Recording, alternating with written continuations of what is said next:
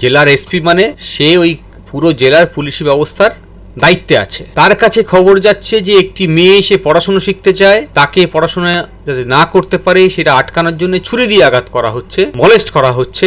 তারপরও সেই FIR register হয়নি। যারা অপরাধী তারা ঘুরে বেড়াচ্ছে। এসপি থেকে শুরু করে ওসি থেকে শুরু করে যিনি ডিউটি অফিসার ছিলেন ওই দিন থানাতে, তাদের সকলের বিরুদ্ধে ক্রিমিনাল ইনভেস্টিগেশন করা উচিত। এটা মাথায় রাখতে হবে, এই যে এসপি বা ওসি এটা যারা করছে, এই যে সাহস দেখাচ্ছেন, এই সাহসটা তারা পাচ্ছেন আরও অন্য কোনো কারণে। সেই কারণ খুঁজে বার করতে হবে। অপরাধী শুধু সোহম চক্রবর্তী নয়, অপরাধী এইখানে ওই থানার দায়িত্ব বা ভারপ্রাপ্ত যারা অফিসার আছেন তারা সকলে, যারা এই অপরাধকে ঢাকা দেওয়ার চেষ্টা করেছেন।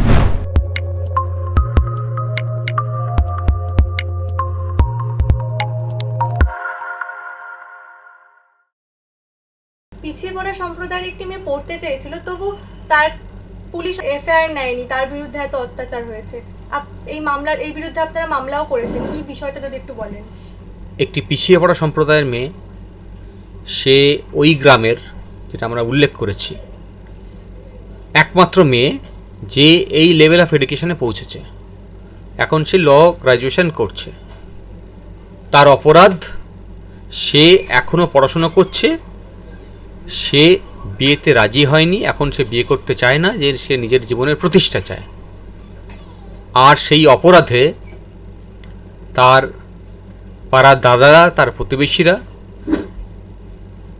আটকাতে চায়। যেহেতু সে তাদের কথা শোনেনি, তাকে ছুরি দিয়ে আঘাত করা হয়, তাকে মলেস্ট করা হয়। আর এই ঘটনা নিয়ে যখন তার বোন থানায় যায়, 16 তারিখের ঘটনা, 17 তারিখে থানায় গিয়ে এই অভিযোগ করে, তাকে ঘন্টার পর ঘন্টা বসিয়ে রাখা হয়, অভিযোগ দায়ের করা হয়নি। আর তার পরবর্তীতে এই ঘটনা পুরোটা উল্লেখ করে এসপিকে জানানো হয়। জেলার এসপি মানে সে ওই পুরো জেলার পুলিশি ব্যবস্থার দায়িত্বে আছে। তার কাছে খবর যাচ্ছে যে একটি মেয়ে সে পড়াশোনা শিখতে চায়, তাকে পড়াশোনা যাতে না করতে পারে সেটা আটকানোর জন্য ছুরি দিয়ে আঘাত করা হচ্ছে, মলেস্ট করা হচ্ছে। তারপরও সেই এফআইআর রেজিস্টার হয়নি।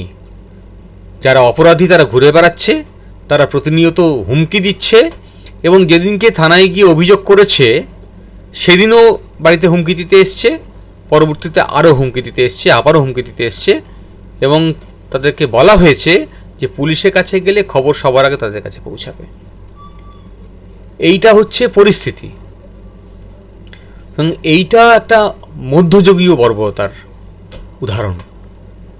আজকে 2024 সালে এই ধরনের ঘটনা ঘটছে।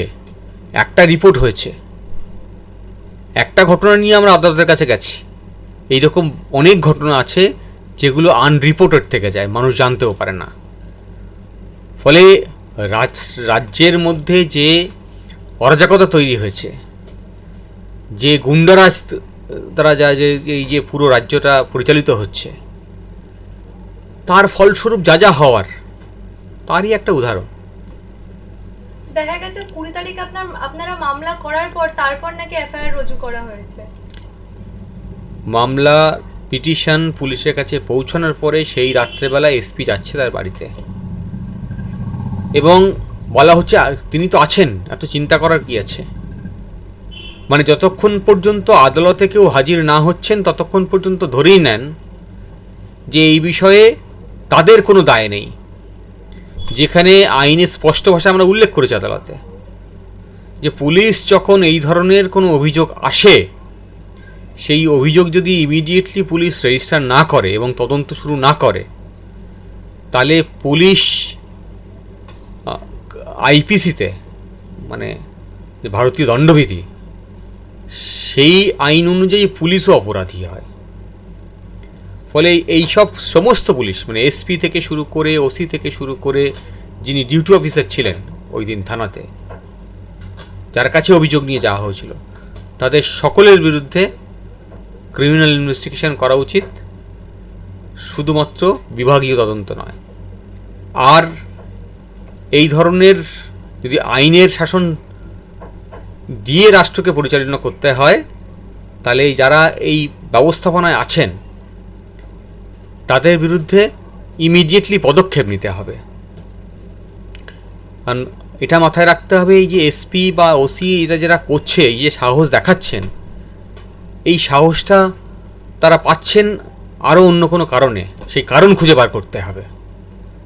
হ্যাঁ, পিছনে কাদের হাত আছে, যেখান থেকে সাহায্যটা পাচ্ছে, যেখান থেকে এই সাহসটা দেখাচ্ছেন যে আমি যে কোনো অপরাধ করে ছাড়া পেয়ে যাব, তাহলে সেই মূল অভিযুক্ত যারা সামনেও অপরাধ করছে, এই পুলিশ তাদের কথা বললাম, আর যারা এর মূল চক্রী তাদেরকে খুঁজে বার করতে হবে, তার জন্য তদন্ত প্রয়োজন। পুলিশের পক্ষ থেকে এফআইআর না নেওয়ার কারণ কিছু জানানো হয়েছে? পুলিশ কোনো কারণ দর্শাতে পারেনি এবং আদালতে তারা ভুলই স্বীকার করে নিয়েছে। এখন ভুল স্বীকার করেছেন তাদের আইনজীবী, কারণ তিনি একটা ফেয়ার স্ট্যান্ড নিয়েছেন, যেটা কাম্য। কিন্তু তার যে মক্কেল যাকে রিপ্রেজেন্ট করছে তাদের সদিচ্ছা আছে কি না এই তদন্ত সঠিকভাবে করার, সেটা গুরুত্বপূর্ণ।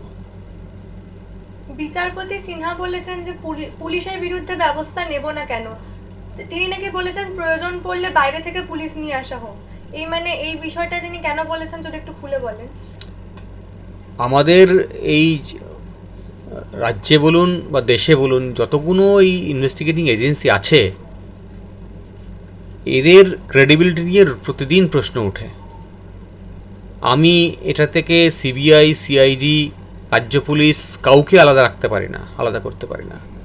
সকলের বিরুদ্ধেই আদালত কিন্তু কোনো না কোনো মামলায় উষ্মা প্রকাশ করেছে। ফলে যেটা হচ্ছে ইদানিংকালে, যে কোনো তদন্ত হলেই আমাদেরকে চাইতে হচ্ছে যে আদালতের তত্ত্বাবধানে হোক, আদারওয়াইজ এই সমস্ত তদন্তকারী সংস্থা তারা তদন্ত করবে না। এই ধরনের একটা অবিশ্বাস জন্মে গেছে মানুষের মধ্যে। এখন এই ক্ষেত্রে যেহেতু আদালত আরেকটা কমিশনারেটের একজনকে দায়িত্ব দিয়েছেন, একজন স্পেশাল অফিসারকে দায়িত্ব দিয়েছেন, আলাদা করে এনগেজ করেছেন এবং তাকেই বলেছেন সুপারভাইজ করতে, ডেপুটি কমিশনার র্যাঙ্কের। ফলে আমরা আশা করছি তিনি কারোর দ্বারা প্রভাবিত হবেন না এবং নিরপেক্ষভাবে তদন্ত করবেন। যারা অপরাধী অফিসার তাদের বিরুদ্ধে তদন্ত করবেন। হ্যাঁ, দেখা যাক আগামী দিনে কী রিপোর্ট আসে। আপনি আরেকটি মামলা করছেন, সোহমের মামলাটা, সেখানে সোহমের বিরুদ্ধে কতটা প্রমাণ আছে বা কতটা তিনি দোষী সাব্যস্ত হওয়ার চান্সেস আছে বলে আপনার মনে হয়? দোষী সাব্যস্ত হওয়ার বিষয় হচ্ছে ইনভেস্টিগেশনের পরে ট্রায়াল হবে, তারপরে এই প্রশ্ন আসে। এই মুহূর্তে আমরা যেটা আদালতের কাছে বলেছি যে একটা ঘটনা পুলিশের উপস্থিতিতে হচ্ছে, সেখানে যে আইন প্রণেতা যারা, ল মেকার যারা, তারা ল ভাঙছে, তিনি গায়ে হাত তুলছেন, বুকে ঘুষি মারছেন, পায়ে মাটিতে ফেলে তাকে পা দিয়ে তার বুকে লাথি মারছেন। এইটা কাম্য নয়। এবং এই ধরনের অপরাধ যখন সে করছে তখন সেই অপরাধীকে পুলিশের উচিত ছিল ধরার। কিন্তু তিনি যেহেতু এমএলএ আর শাসক দলের এমএলএ, ফলে তাকে ধরার ক্ষমতা এই পুলিশের নেই। কারণ এরা সবসময়ই আমরা দেখিয়েছি যে এই থানার ওসি তার সঙ্গে আড্ডা দিচ্ছে, ব্যক্তিগত সম্পর্ক মেনটেন করে, তার নামে আরও অনেক অভিযোগ আসছে। ফলে এই ধরনের অপরাধ যারা সংগঠিত করে তারা প্রশাসনের সঙ্গে, প্রশাসনের সহযোগিতা ছাড়া করতে পারে না। আর এখানে তো পুলিশের সামনেই ঘটনা ঘটছে। পুলিশ যখন দেখেছে যে পুরো ঘটনাটা সিসিটিভিতে রেকর্ড হয়েছে, তখন অপরাধীকে না ধরেছে যারা মার খেয়েছে ভিকটিম ঘটনার, তাদেরকে ধাক্কা দিতে দিতে গাড়িতে তুলেছে এবং থানায় নিয়ে গেছে। এবং সেখানে গিয়ে আমি আজ জানতে পারলাম যে একটা মুচলিকাতে সই করানো হয়েছে যে আমার আর কোনো অভিযোগ নেই, সব রফা মিটে গেছে। মানে পুলিশ আসলে অপরাধ ধামা চাপা দেওয়ার চেষ্টা করেছে।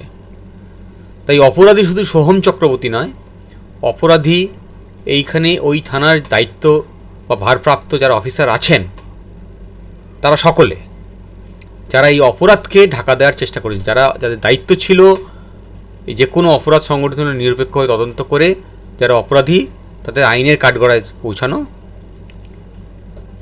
তা না করে তারা অপরাধীকে ঢাকা দেওয়ার চেষ্টা করেছে, অপরাধকে ঢাকা দেওয়ার চেষ্টা করেছে।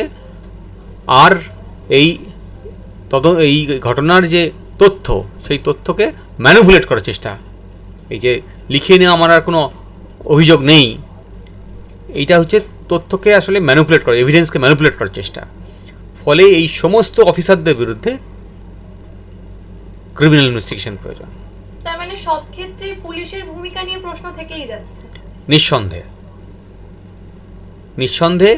আর এ রাজ্যে পুলিশ নিরপেক্ষ তদন্ত করতে পারবে না, তার কারণ পুলিশ যে এই থানার পুলিশ বলুন বা এসপি বলুন বা যে কোনো র্যাঙ্কের পুলিশ আমরা যা দেখতে পাচ্ছি আমাদের অভিজ্ঞতার মধ্যে, এরা নিজেদের উইজডম, নিজেদের জ্ঞান দ্বারা পরিচালিত হয় না, নিজেদের সার্ভিস রুলস দ্বারা পরিচালিত হয় না, এরা পরিচালিত হয় কোনো নেতামন্ত্রীর নির্দেশ দ্বারা। সেটাই হচ্ছে সবথেকে দুর্ভাগ্যের বিষয়।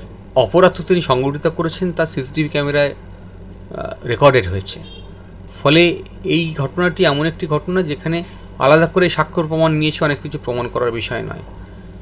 কিন্তু ক্রিমিনাল ম্যাটারে কী উদ্দেশ্য নিয়ে তিনি মেরেছেন, এই সব সমস্ত বিষয়কে সাক্ষ্য প্রমাণের মধ্যে দিয়ে নিয়ে আসতে হবে, তারপরে বিচার ব্যবস্থা ঠিক করবে তার বিরুদ্ধে কী সাজা দেওয়া যায়।